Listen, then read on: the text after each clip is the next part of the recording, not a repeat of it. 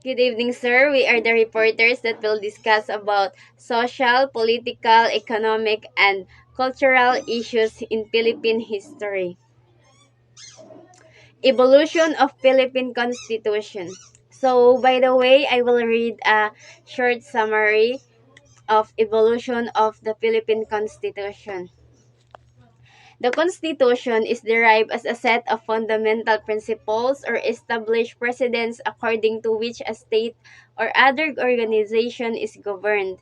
The word itself means to be part of a whole, the coming together of distinct entities into one group with the same principles and ideals. The principles define the nature and extent of government. The Constitution of the Philippines, the supreme law of the Republic of the Philippines, has been in effect since 1987. So there were only three constitutions that effectively governed the country. The first one is the 1935 Commonwealth Constitution. The second is the 1973 Constitution, and the third one is the 1986 Freedom Constitution. So, we will furthermore discuss the meaning of the three constitutions later. So, I will discuss the 1987, which is Constitution of Biak na Bato rather. Biak na Bato consists the Philippines Republic during the Philippine Revolution government, which happened on November 1, 1897 rather, written by Isabelo Artacio and Felix Ferrer in Spanish, which later on translated in Tagalog. In its preamble, declared that the aim of the revolution as the separation of the Philippines from Spain. By the way, ang goal nila dito ay makawala sa kamay ng mga Espanyol. Kaya gumawa sila ng organs of the governments under the Constitution, which is the Supreme Council, the Supreme Council of Grace and Justice, and the Assembly of Representatives. So, the Supreme Councils ito ay ang kapangyarihan ng Republika na pinanguluhan ng apat na departamentong sekretarya ng Interior, Foreign Affairs, Treasury at War. So, the Supreme Council of Grace and Justice ito ay nagbibigay ng desisyon kung approve ba o disapprove ba ang batas ng ibang korte sa administrasyon ng korte rather. So, the Assembly of Representatives ay pagkatapos ng revolusyon, nakagawa sila ng bagong konstitusyon at pumili ng bagong konsehal at representative ng mga tao. So, that's the end. So, let's proceed the 1899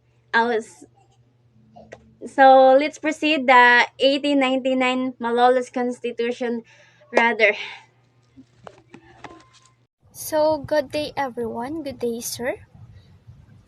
1899 Malulus Constitution. So this constitution has three branches of government. The first one is the executive, the second one is the legislature, the third one is the judiciary. So first of all, let us talk the executive. So executive was headed by the president and composed of department secretaries. The second one, which was the legislature, it was headed by the prime minister and composed of delegates from different provinces of the Philippines. The third one, which was the last one, it was the judiciary, which was headed by the president of the Supreme Court and its justices. So, political constitution known as the Malulus Constitution that was before, and Philippine Declarations of Independence Day, which was in every June 12, and it was prohibited, or it was promulgated rather, in June 12, 1898, which was the Philippine Declarations of Independence was the first Philippine Republic.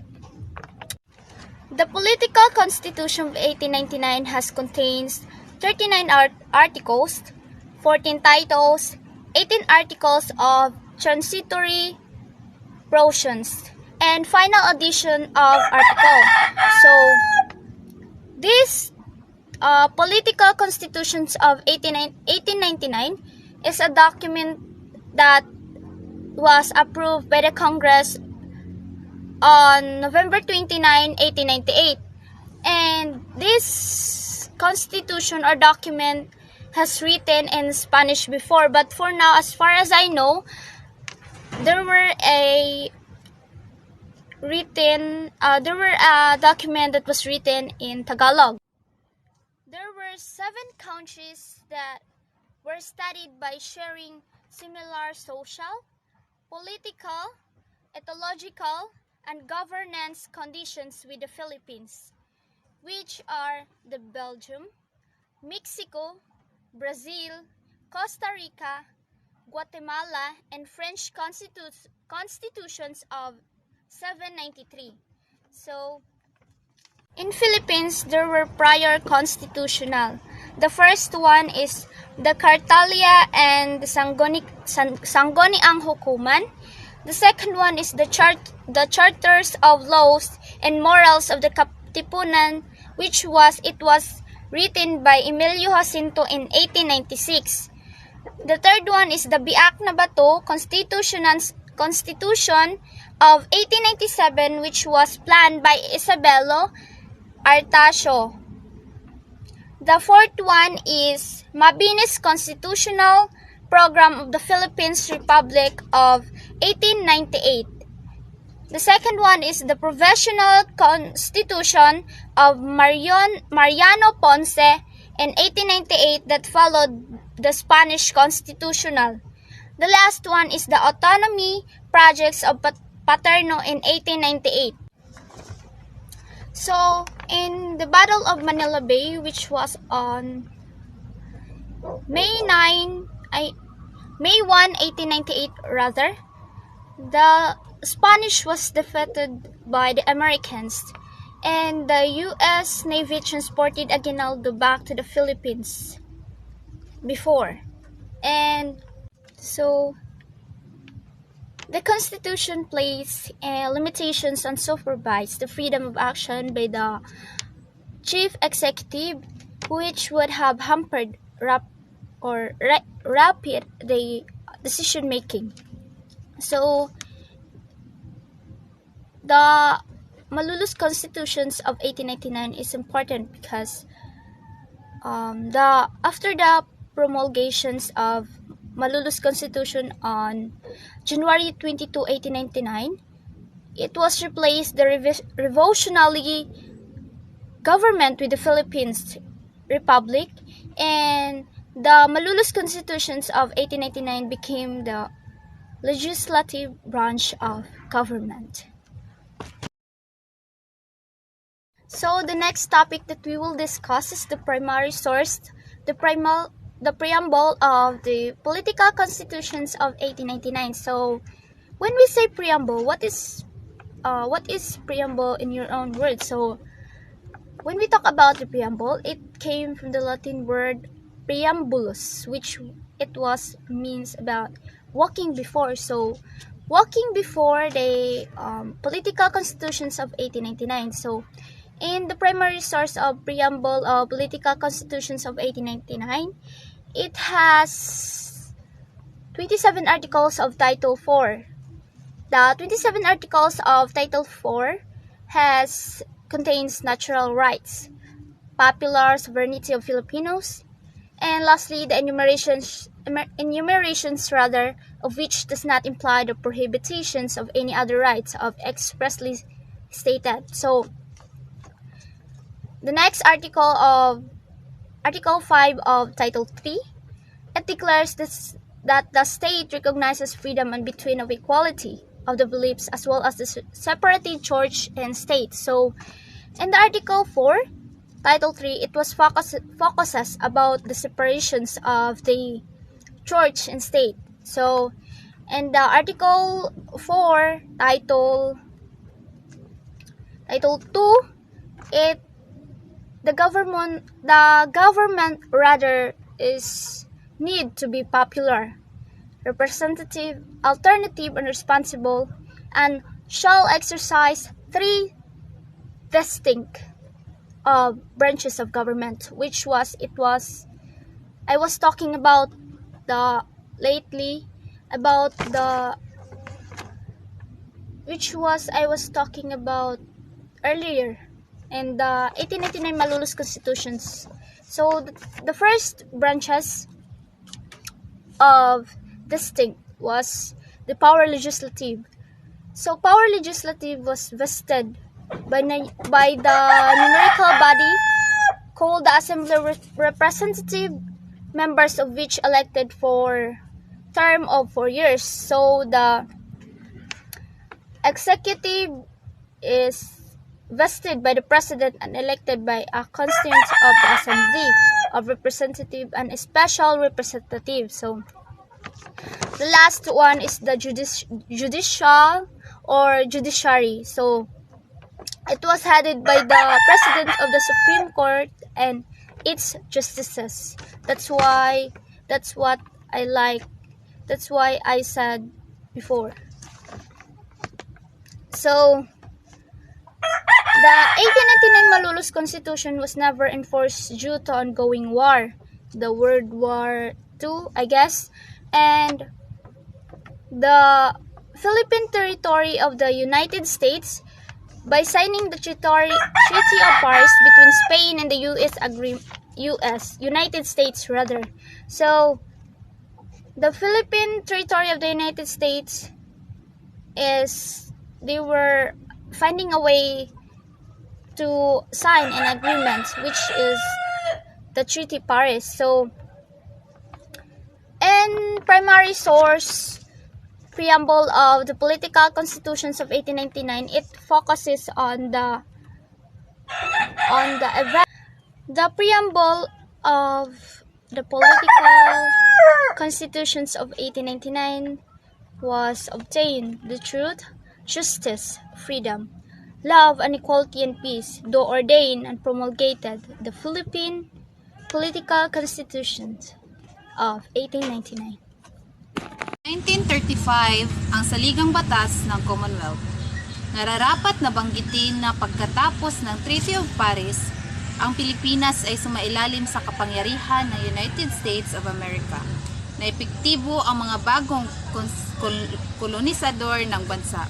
Mula 1898 hanggang 1901, ilalagay ang Pilipinas sa ilalim ng pamamahalang militar hanggang sa mailagay sa isang pamahalang sibil.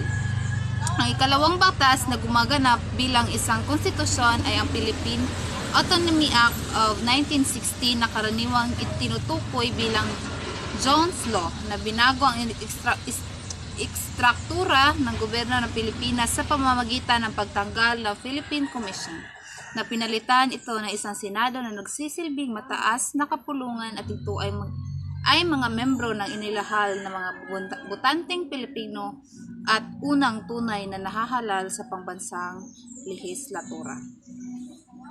Pangunahing pinagmulan or preamble ng 1935 Commonwealth. Nilikha ng konstitusyon ang Commonwealth of the Philippines, isang administratibong katawan na namamahala sa Pilipinas mula 1935 hanggang 1946. Ito ay isang tradisyonal na administrasyon upang ihanda ang bansa tungo sa ganap na pagkamit ng kalayaan.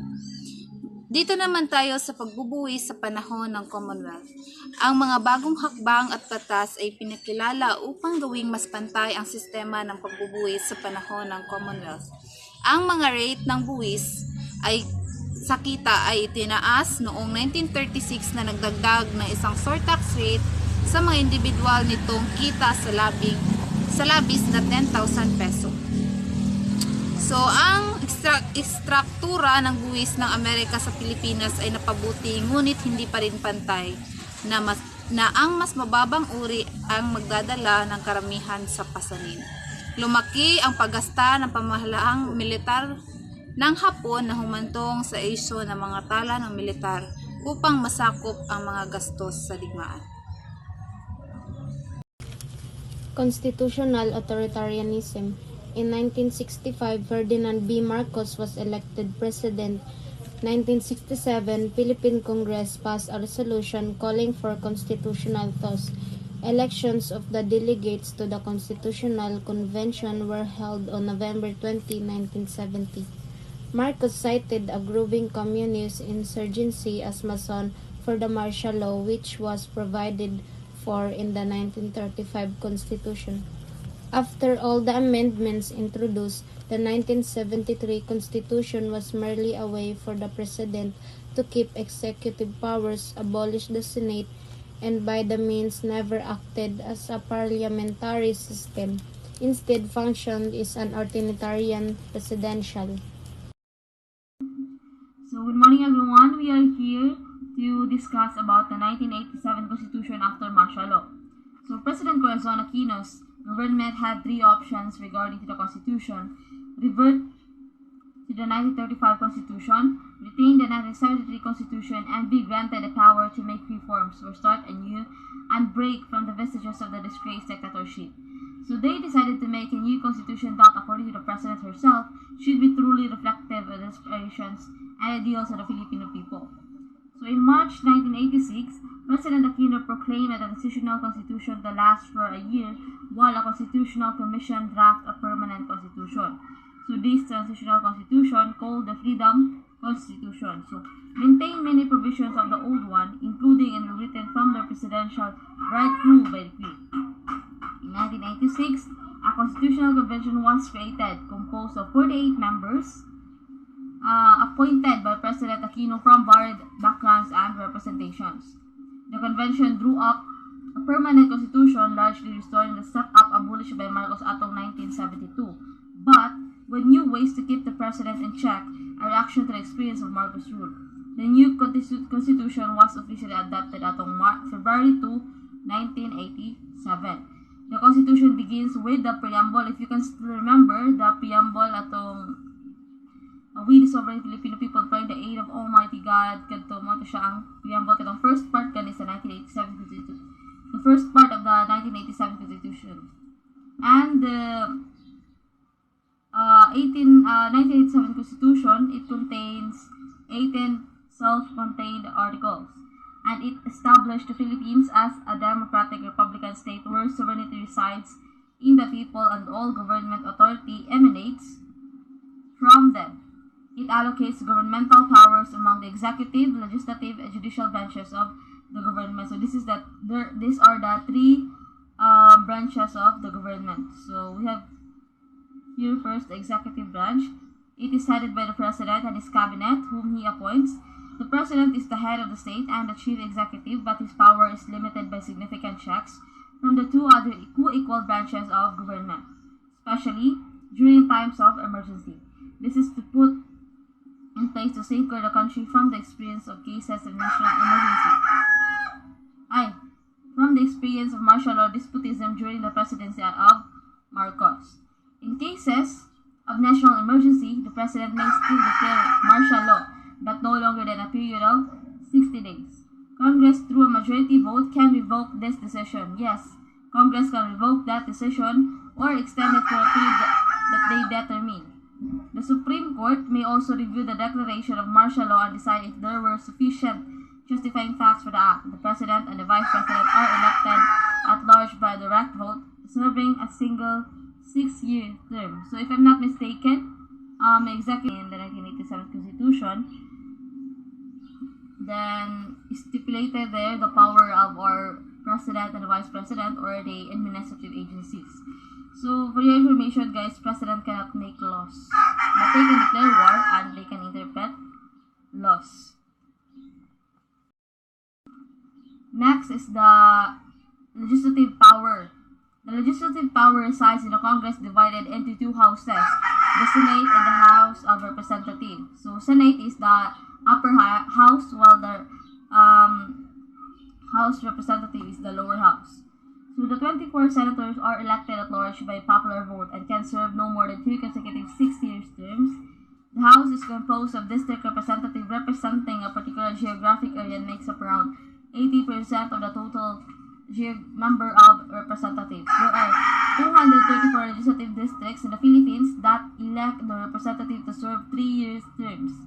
The 1987 Constitution created a party system to provide spaces for the participation of underrepresented community sectors or groups. Party list representatives may fill up for more than 20% of the seats in the House.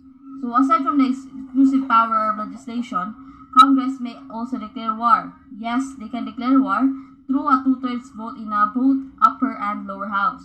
So the power of legislation, however, is also subject to an executive check.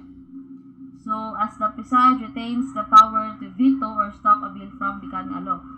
So according here, executive check as the preside retains the power to veto or stop a bill from becoming a law. All bill moagi siya sa executive check, moagi siya sa president, because only the president can revoke or veto. Only the president can veto or stop the bill from becoming a law.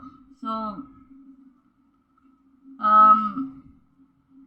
from becoming a law. So kanang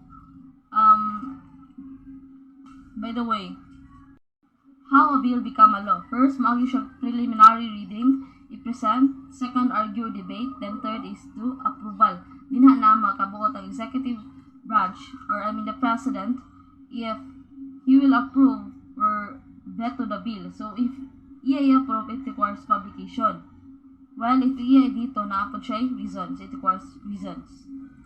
So, legislative has this power. They can make laws, they can amend laws, power to repeal, power of inquiry. So, matawag ingon ninyo ganina that upper house is the senators to give voice, then lower house is the House of Representatives. The Philippine court system is vested with the power of the judiciary and is composed of a Supreme Court and lower courts as created by law. The Supreme Court is a 15-member court appointed by the president without the need to be confirmed by Congress. It's like sa nahitabo ni Sara Duterte ron. Diba? She is the vice president, I think, sa DepEd. So, matik siya nga na-appoint as the member of the cabinet because kabuoton to siya sa president and is stipulated in the law nga there is no need confirmation. Dili na no need confirmation as long as kabuoton sa president, automatic na siya nga ma-appoint. So the appointment the president makes, however, is limited to a list of nominees provided by a constitutionally specified judicial and bar council. The Supreme Court justices may hear and appeal any cases dealing with the constitutionality of any law, treaty, or decree of the government. Cases where questions of jurisdiction or judicial error are concerned with. Jurisdiction, if I'm not mistaken, mano siya ang kanang, like for example na patay sa usa ka lugar, then ang gipatay is from Merida, then nahitabo ang incident sa Ormoc while ang gipatay taga Merida, ang gipatay taga Alvera. So that means nga ang jurisdiction is naa sa Ormoc, kumbaga naa ang power sa Ormoc kay tungod dira man nahitabo ang case.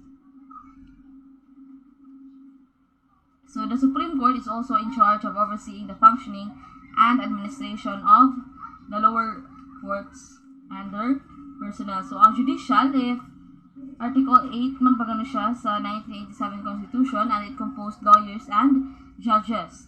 So, if you read Section 1 of the article, you will know kung asa ta mo una og file sa case and also to determine whether or not has been a grave abuse.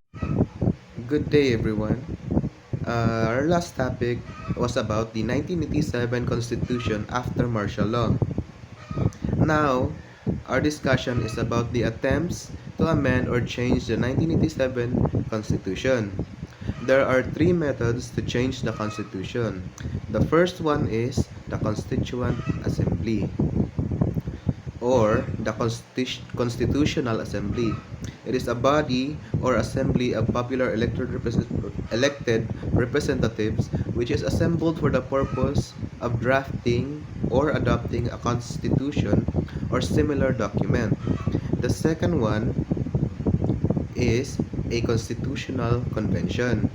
A constitutional convention is a gathering for the purpose of writing a new constitution or revising an existing constitution.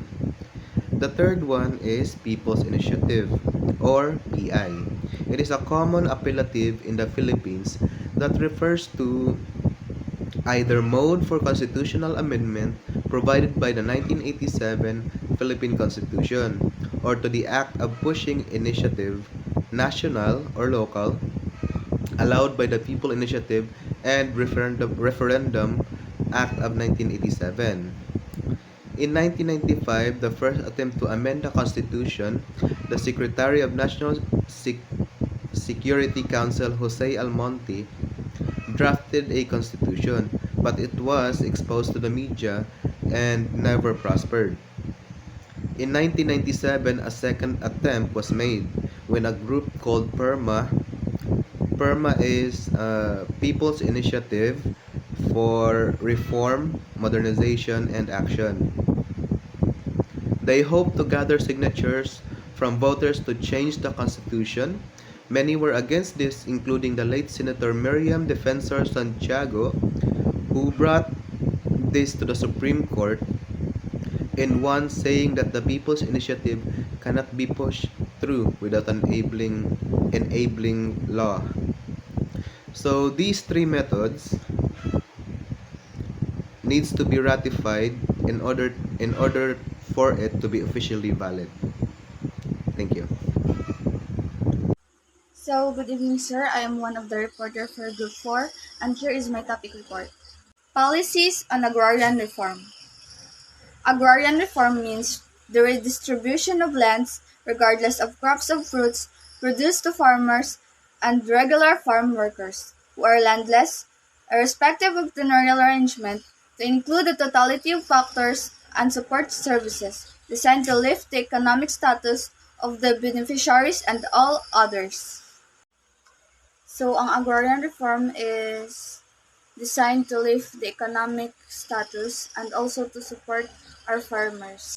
The state shall respect the right of small landowners and provide incentive for voluntary land sharing. As much as practicable, the implementation of the program shall be community-based to assure, among others, that the farmers shall have the greater control of farm gate prices and the easier to access to credit. So the state must respect the farmers, small landowners, and to the independent farmers. The organization and management of the program shall provide support to the agricultural services. This topic is all about land ownership in the Philippines under Spain. During the Spanish colonial period in the Philippines, land ownership was characterized by a feudal system known as a comeda system. This system was implemented by the Spanish colonizer to control and exploit the resources and labor of the Filipino people. Under the Ecomeda system, the Spanish crown granted large tracts of land of Spanish conquistadors, shoulders and officials as reward for their services. These grantes, known as encomenderos, were granted the right to collect tribute and labor from the indigenous population living on their Ecomeda land. So good day, sir. My name is Princess Jane T. Pilapel from Group 4, which is the Chapter 4, and I am here to discuss about the land ownership in the Philippines under the Americans. So first, landiness is the very reason of the social unrest of Filipinos. Poor farmers were asked to pay taxes for the land they were living in. Tenancy was practiced during this time. Land policies were proposed to distribute ownership among the Filipinos. So there are three land policies, which is the Philippine Bill of 1902. Second is the Land Registration Act number 496, Torrent System, and the last one is the Homestead Program.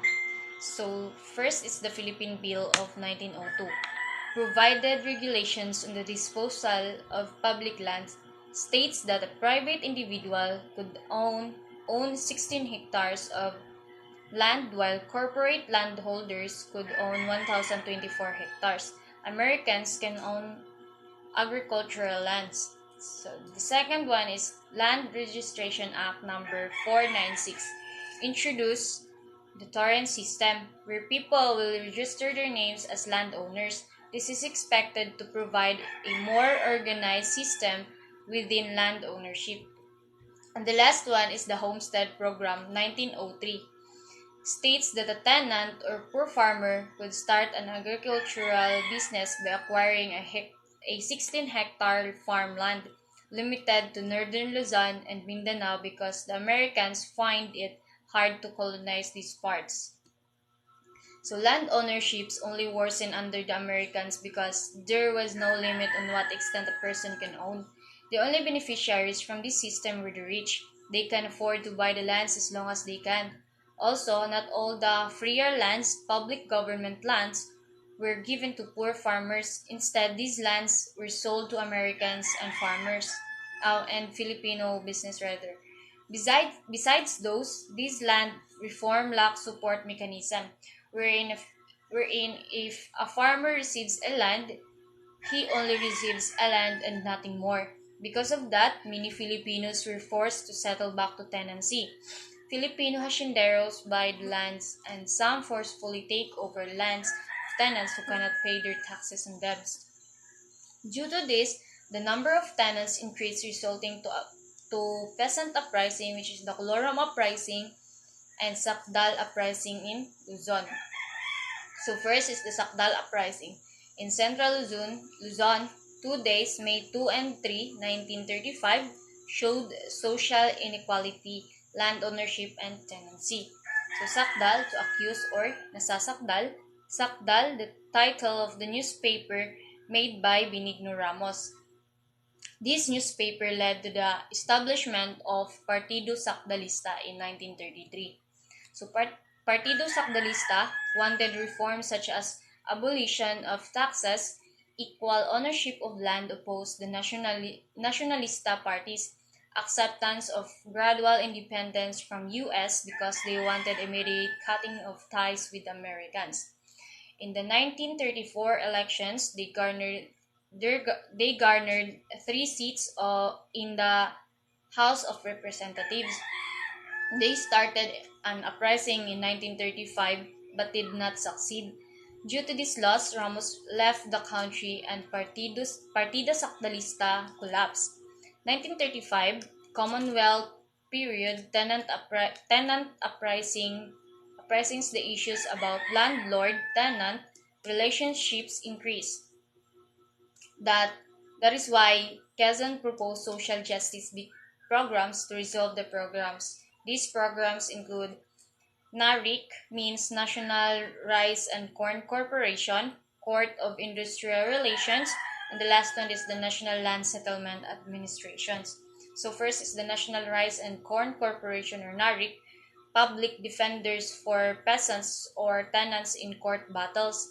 Court of Industrial Relations makes legal judgments regarding the disagreements between landowner tenant relationships. National Land Settlement Administration continuation of Homestead Program. So there are so many programs proposed and applied to the country in order to resolve the land problems, but all these efforts failed due to budget allocations. The interventions and attempts to solve the land problems were put to a stop due to World War II when we were colonized by the Japanese. So that's all. So now, let's move on to agrarian reform efforts under Marcos. Under President Marcos, he proclaimed martial law in 1972, enhancing executive authority and putting into effect the Code of Agrarian Reform, which sought to solve structural issues in rural areas and dismantle a Congress that was dominated by landlords. Agrarian reform efforts under Marcos has a primary source, which is Presidential Decree number 27, October 21, 1972. tenant farmers on privately owned agricultural properties that were principally used for growing rice and corn were given land ownership rights by Presidential Decree Number 27 dated October 21, 1972. A family-sized farm measured 5 hectares when not irrigated and 3 hectares when irrigated was considered to be owned by landowner. If the landowner were cultivating it, they may keep 7 hectares of it. According to calculation, the cost of the land was equal to 2.5 times the average harvest of the 3 previous regular crop years. The tenant made 15 equal annual amortization to cover the whole cost of the land, including interest of a rate of 6% each year.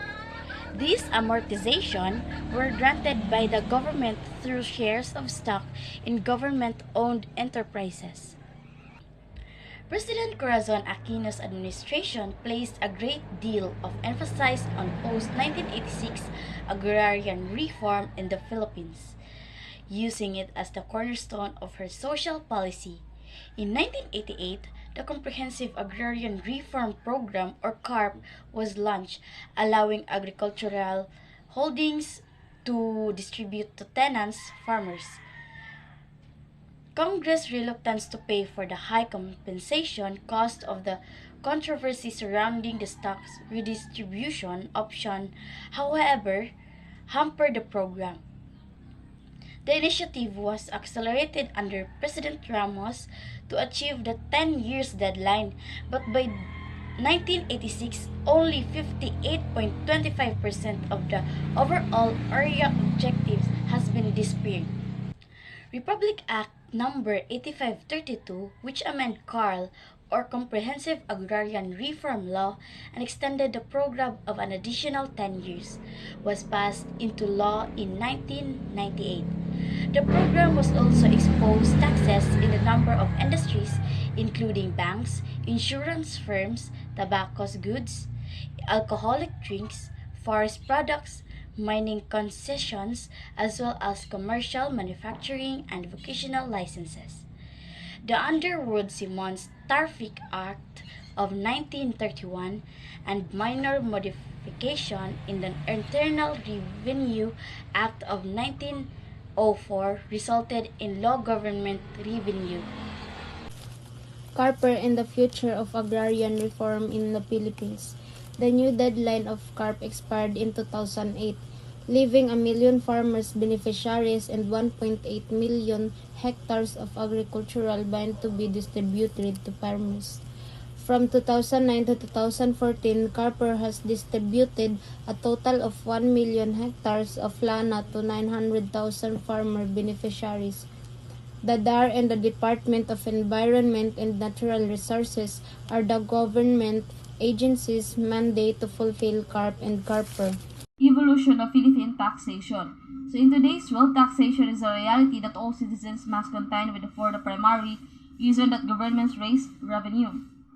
So when we say taxation, so in other words, it is the revenues collected. So according here, taxation is a reality that all citizens must contend with for the primary reasons that governments raise revenue. So raise revenue mo na siyang sweldo sa mga sundalo, mga government agencies, mag-provide of services, protection, mo na siya for them to be able to function fully. So in exchange for the taxes that people pay, the government promises to improve the citizens' lives through good governance. Taxation as a government mechanism to raise funds, develop and evolve through time and in the context of the Philippines. We must understand that it came with our colonial experience. So another purpose ani, aside to raise revenue, is regulatory purposes. Mo siya ang kita. So you can, sa inyong naibaw, nag-tax na ba ta, students? Yes, nag-tax na ta. Like kanang mo palita, mo plitita, sa anak pa lang nga paagi, nag-tax na ta. So na limitation, inherent, dapat fair and equal. Second, constitutional, moagi siya o balaod, kumbaga there's a due process of law. And then, equal protection of law, so baga depende sa, so ang tax mo is nakadepende sa sweldo nato. So dili pare-pareha. Good morning, everyone. My name is Mary P. Provetso. My topic is all about taxation in Spanish Philippines. During the Spanish colonial period in the Philippines, the Spanish government imposed various taxes on the local population as a means of generating revenue and maintaining control over the colony. The taxation system in the Spanish Philippines was constructed to support the economic interests of Spain and to exploit the resources of the colony. One of the main forms of taxation was the tribute tax known as Cabeza de Barangay, which was imposed on every adult male in the barangay village community. The tribute tax was collected annually and was primarily used to fund the colonial administration and the local Spanish officials. Failure to pay the tribute tax could result in forced labor or imprisonment. So we're gonna talk about the primary source of Mariano Hermosa writes to Rizal about the taxes. So there are kinds of tax. What they call irrigated rice land, even if it has no water, must pay a tax of 50 cabanes of palay or unhusked rice. And land with 6 cabanes of seed pay 5 pesos in cash. The land they call dry land that is planted the sugarcane, maize, and others pay different rates, even if the agri amount is 30 pesos. If they see that the harvest is good, they increase the tax, but they don't decrease if the harvest is poor. And there is a land whose tax is 25 pesos or 20 pesos according to custom. The most troublesome are the residential lots in town. Even if it is only a span in size of stone wall is added, 50 pesos must be paid. The lowest being 20 pesos, but a nipa or kugon house pays only 1 pesos for an area if 10 phantom square. Taxation under Americans. The Americans who acquired the Philippines aimed to make the economy self-sufficient by running the government with the smallest possible sum of revenue and create surplus in the budget. From 1903, the Americans followed the Spanish system of taxation with some modifications.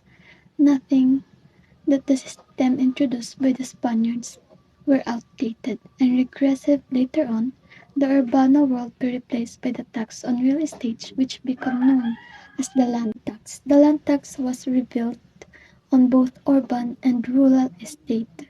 The Internal Revenue Law of 1909 was passed as reaction to the problem of collecting land tax.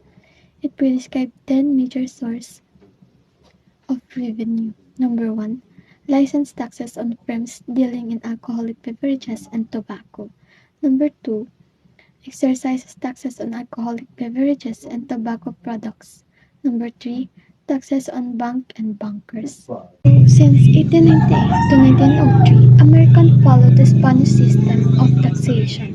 The urbana, which is a tax on the annual rental value of an urban real estate, was replaced known as the land tax that charged both urban and rural real estate civil government in the Philippines. So revenue.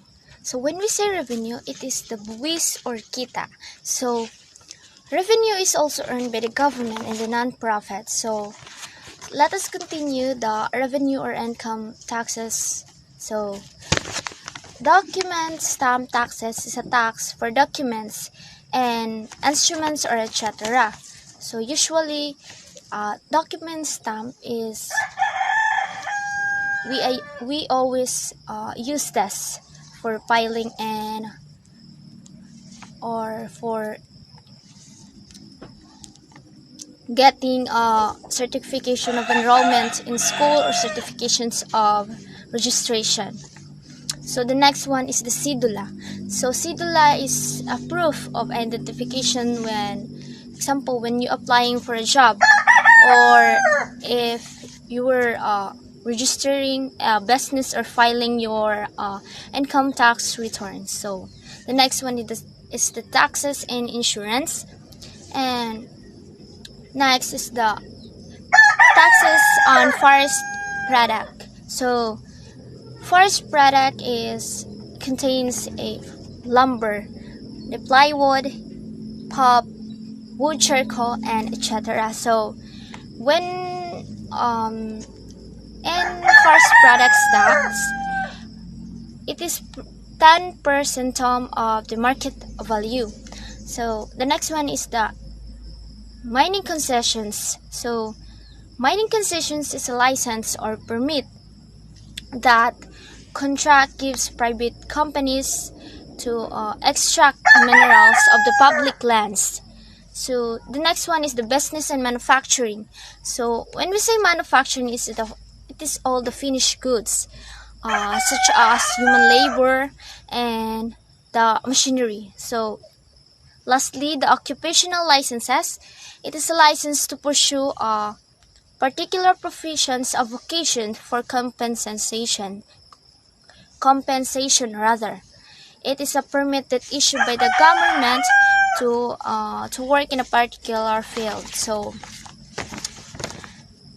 in 1907, the civil law was doubled to support such as constructions and the laborer or the maintenance of the roads.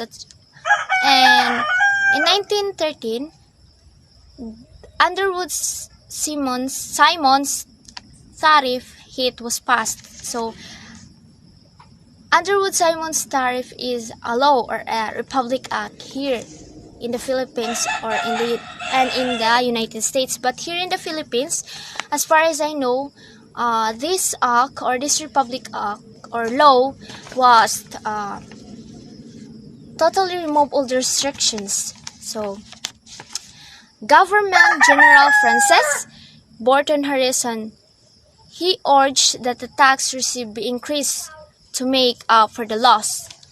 In 1904, there were minor changes that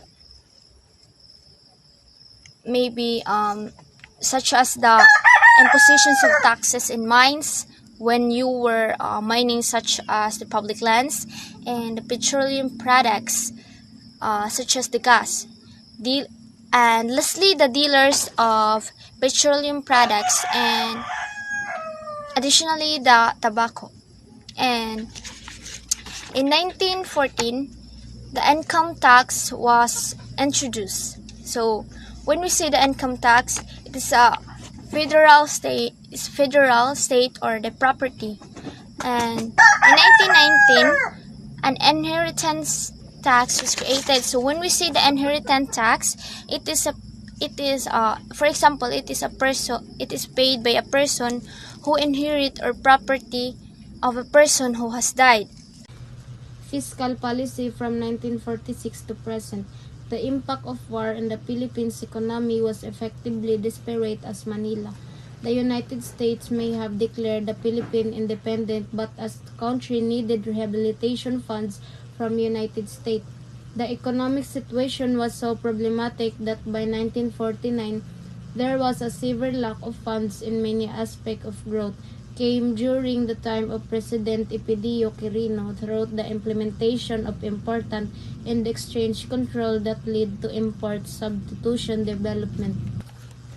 During the President Marcos authoritarian regime, the tax remained congressive during the latter part of Marcos' years, 1981 to 1985. The tax system was still heavily dependent on indirect taxes, which made up to 70% of total tax collection.